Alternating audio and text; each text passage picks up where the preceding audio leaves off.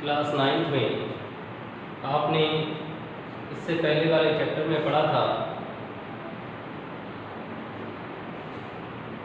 पादप ऊतक के बारे में। अब इससे अगला टॉपिक है जंतु ऊतक, एनिमल टिश्यू।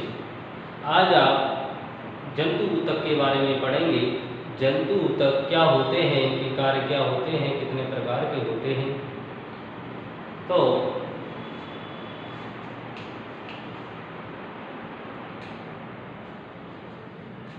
जंतु ऊतक, जंतु ऊतक में जैसे हम आपको पहले ही बता चुके हैं, जितने भी बहुकोषीय जीव होते हैं उनका शरीर बहुत सारी कोशिकाओं से मिलकर बना होता है, लाखों करोड़ों कोशिकाओं से मिलकर बना होता है। और हमने पिछले टॉपिक में आपको ऊतक की बारे में बता दिया था, ऊतक की परिभाषा बता दी थी कि बहुत सारी कोशिकाओं का समूह, बहुत सारी कोशिकाओं का एक समूह, एक जैसी संरचना वाली कोशिकाओं का एक समूह जो एक ही प्रकार का कार्य करते हैं ऊतक कहलाता है या ऊतक कहलाते हैं। तो ऊतक के बारे में आपने पढ़ा था। अब जैसे हमारे शरीर में जंतु की बात आती है तो जंतु यानी एनिमल, जितने भी जीव जंतु आते हैं, तो अब इसमें जैसे हमारे शरीर में जो गति होती है, वह गति पेशीय ऊतकों के द्वारा होती है। तो ये पेशीय कोशिकाएं होती हैं, ये पेशीय कोशिकाएं, बहुत सारी पेशीय कोशिकाएं एकत्रित होकर पेशीय ऊतक बनाती हैं। और इनका क्या काम होता है? मूवमेंट का कार्य होता है। जैसे हम अभी ये हाथ चला रहे हैं, पैर चला रहे हैं, पेशीय ऊतकों के द्वारा ही संभव है। इसी प्रकार से हम फेफड़ों द्वारा ऑक्सीजन लेते हैं, ऑक्सीजन फेफड़ों द्वारा रुधिर में पहुंचती है, रुधिर में पहुंचने के बाद उसका ऑक्सीकरण होता है और ऑक्सीकरण से कार्बोहाइड्रेट बनता है और शरीर के विभिन्न रुधिर के माध्यम से शरीर के विभिन्न अंगों तक ऊर्जा को पहुंचाने का कार्य रुधिर करता है। तो इसी प्रकार से रुधिर एक ऊतक का उदाहरण है। इसे तरल संयोजित ऊतक कहते हैं। रुधिर को, रुधिर एक तरल संयोजी ऊतक, रुधिर एक तरल संयोजी ऊतक होता है जो हमारे शरीर में ऑक्सीजन, कार्बन डाइऑक्साइड को फेफड़ों तक लाने का काम, फेफड़ों से ऑक्सीजन को रुधिर के माध्यम से रुधिर जो होता है सभी अंगों तक पहुंचाता है। और ये सब क्या है? ऊतक है। ये सब जंतु ऊतक के अंतर्गत आते हैं। और इसी के साथ साथ जैसे हार्मोन, अपशिष्ट पदार्थ और भोजन को एक स्थान से दूसरे स्थान तक पहुंचाने का कार्य किसके द्वारा किया जाता है? ऊतकों के द्वारा किया जाता है। जंतु ऊतक मुख्यतः 4 प्रकार के होते हैं। आप देख रहे हैं, एपिथेलियम ऊतक, संयोजी ऊतक, पेशीय ऊतक और तंत्रिका ऊतक। प्रत्येक ऊतक का कार्य अलग अलग होता है। अब हम सबसे पहले एपिथेलियम ऊतक के बारे में पढ़ेंगे। एपिथेलियम ऊतक क्या होते हैं, कितने प्रकार के होते हैं।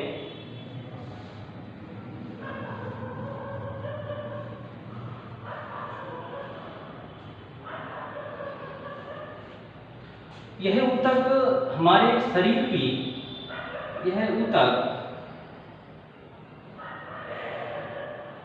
हमारे शरीर की बाह्य रक्षात्मक आवरण बनाते हैं। क्या बनाते हैं? बाह्य रक्षात्मक आवरण बनाते हैं। और ये ऊतक जो होते हैं हमारे शरीर के विभिन्न अंग होते हैं, उनकी आंतरिक परत बनाते हैं। जैसे मुखगुहा, नासागुहा, आमाशय, छोटी आंत, फेफड़े इत्यादि में ये एपिथेलियम ऊतक पाए जाते हैं। और ये ऊतक उनकी आंतरिक परत का निर्माण करते हैं। और ये ऊतक एक रेशे द्वारा एक दूसरे से अलग होते हैं। और इन ऊतकों का कार्य जो होता है दूसरे ऊतकों को विभाजित करने, यानी उन ऊतकों में जैसे शरीर में और प्रकार के भी ऊतक होते हैं, उनसे एक दूसरे ऊतक को अलग करने का कार्य भी इन्हीं एपिथेलियम ऊतक के द्वारा होता है। तो हम देख सकते हैं यह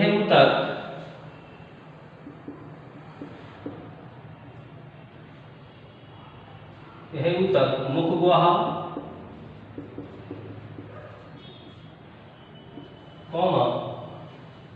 नासा गुहा,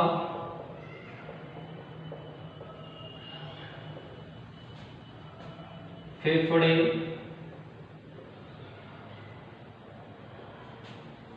आमाशय, आमाशय बोलते हैं पेट को, आमाशय, छोटी आंत आदि में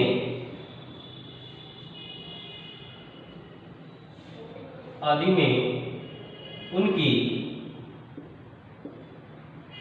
आंतरिक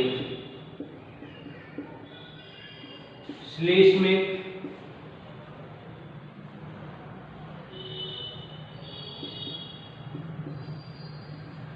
सतह का निर्माण करते हैं।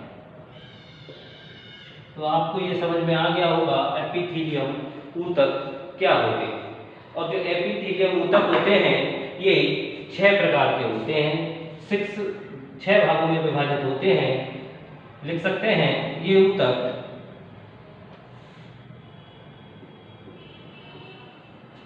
6 प्रकार की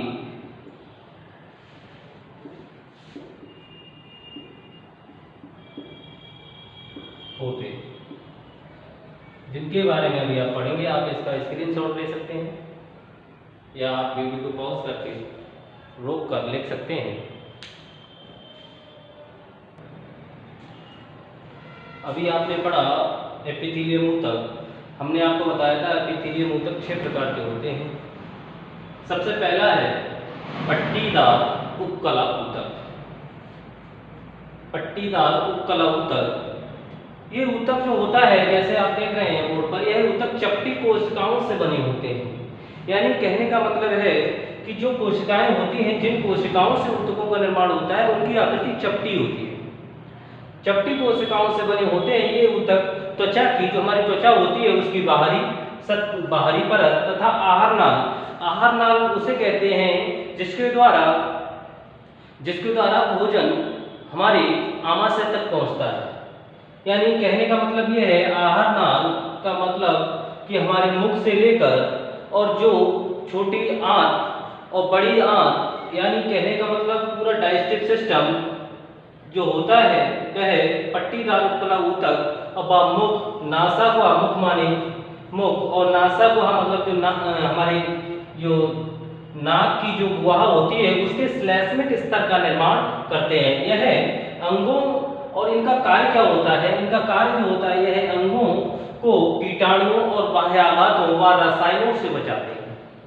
तो आपको ये समझ में आ गया पट्टीदार उपकला ऊतक कहाँ पाए जाते हैं, इनकी ये कैसी कोशिकाओं से मिलकर बने होते हैं, चपटी कोशिकाओं से मिलकर बने होते हैं। ये ऊतक त्वचा की बाहरी सतह व आहार नाल, जैसे मैंने बताया मुख से लेकर गुदाद्वार तक का पूरा आहार नाल कहलाता है। मुख और नासा गुहा के श्लेष्मिक स्तर का निर्माण करते हैं। उनका जो कार्य है क्या है, कीटाणुओं व रसायनों से बचाते हैं अंगों को और बाह्य आघातों से बचाते हैं। दूसरा है स्तरित उपकला ऊतक। यह ऊतक नेत्र की कॉर्निया एवं त्वचा की आंतरिक परत का निर्माण करते हैं। ये जो ऊतक होते हैं, हमारी आंख जो होती है उसकी कॉर्निया भाग व त्वचा की आंतरिक, इन दोनों की आंतरिक परतों का निर्माण करते हैं। कौन से? स्तरित उपकला ऊतक। अब यह आता है तीसरा, घना उपकला ऊतक। यह ऊतक लाल ग्रंथियों, वृक्कीय नलिकाओं तथा अन्य ग्रंथियों की बाहक नलिकाओं का स्तर बनाते हैं। कहने का मतलब यह है, यह ऊतक लाल ग्रंथियां, हमारे मुख में 3 प्रकार की 3 जोड़ी लाल ग्रंथियां पाई जाती हैं, उनके स्तर का जो निर्माण करते हैं ये घना उपकला ऊतक द्वारा होता है। वृक्कीय नलिकाओं, वृक्क माने किडनी, किडनी यानी गुर्दे, किडनी की जो नलिकाएं होती हैं, किडनी की जो नलिकाएं होती हैं उनका निर्माण, उनके स्तर का निर्माण घनाभ उपकला ऊतक द्वारा होता है। और जो अन्य ग्रंथियां होती हैं उनकी भी नलिकाओं के स्तर का निर्माण इन्हीं ऊतकों के द्वारा होता है। यानी अब आता है चौथा स्तंभाकार ऊतक। यह ऊतक आमाशय तथा आंतों की भीतरी स्तर का निर्माण करते हैं और ये स्तंभाकार कोशिकाओं से मिलकर बने होते हैं। यानी जो कोशिकाएं होती हैं वो स्तंभ के आकार की होती हैं। और ये ऊतक आमाशय माने पेट, आमाशय पेट को कहते हैं, और तथा आंतों, जो छोटी आंत बड़ी आंत होती है, उनकी जो भीतरी स्तर होता है उसका निर्माण स्तंभाकार ऊतकों द्वारा होता है। अब आप इसका स्क्रीनशॉट ले सकते हैं, वीडियो को पॉज करके लिख सकते हैं। इससे अब दो ऊतक और हैं, उनको अभी हम पढ़ाएंगे, आप तब तक इसका स्क्रीनशॉट लीजिए।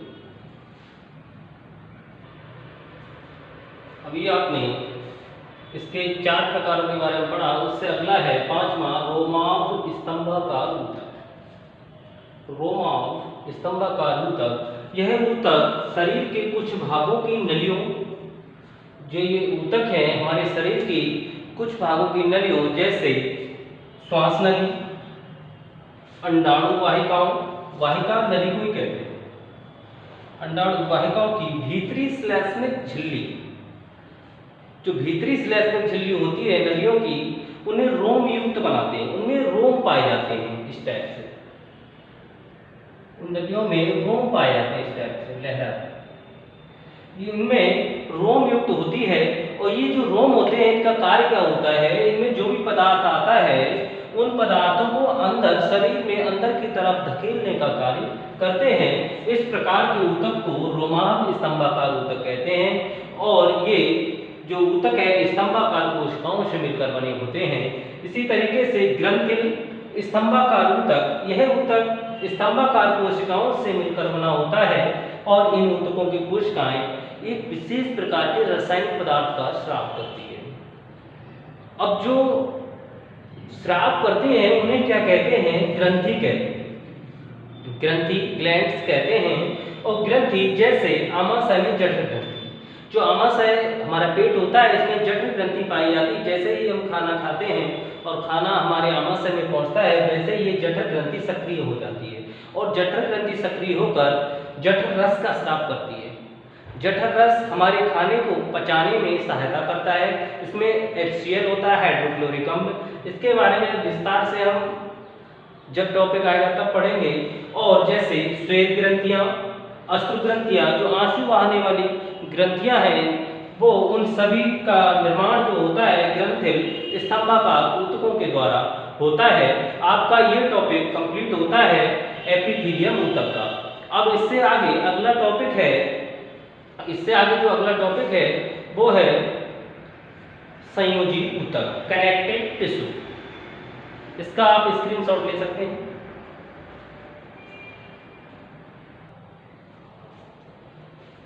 संयोजी ऊतक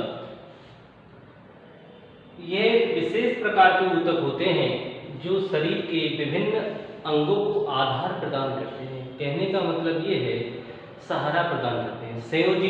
संयोजी का मतलब ये होता है कि एक जोड़ना, कनेक्टिव, यानी और ये शरीर के अन्य ऊतकों को एक दूसरे से जोड़े रखते हैं। और ये ऊतक निम्न प्रकार के होते हैं जैसे अस्थियां या हम हड्डी भी कह सकते हैं, बोन्स, उपास्थि यानी कार्टिलेज, स्नायु यानी लिगामेंट्स, कंडरा यानी टेंडॉन्स, रुधिर यानी ब्लड और लसिका यानी रक्त आदि। ये सभी जितने भी अंग हैं इसके अंतर्गत संयोजी ऊतक के अंतर्गत आते हैं। सबसे पहला है अस्थि या हड्डी, बोन्स। यह एक कठोर संयोजी ऊतक है। हड्डी जो होती है वह कठोर संयोजी ऊतक होती है। ये सभी कशेरुकी प्राणियों के शरीर का ढांचा बनाती है।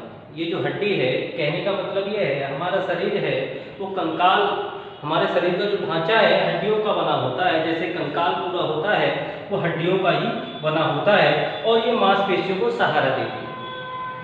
और इसके मैट्रिक्स में जो है ओशीन नामक प्रोटीन पाया जाता है। प्रोटीन व कार्बनिक पदार्थ पाए जाते हैं, जैसे कार्बनिक पदार्थ कैल्शियम, मैग्नीशियम के फॉस्फेट व कार्बोनेट तथा क्लोराइड आदि से मिलकर बनी होती है हड्डी।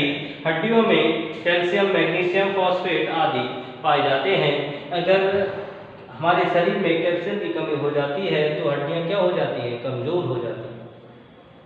तो ये आपको समझ में आ गया होगा। अस्थि किसे कहते हैं? ये एक कठोर संयोजी ऊतक है जो हमारे शरीर का ढांचा बनाता है और मांसपेशियों को सहारा प्रदान करता है।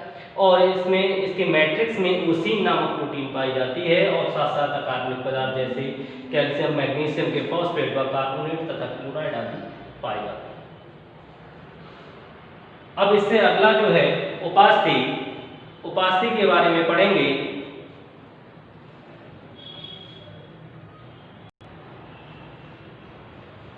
अब इसके बाद आता है उपास्थि यानी कार्टिलेज।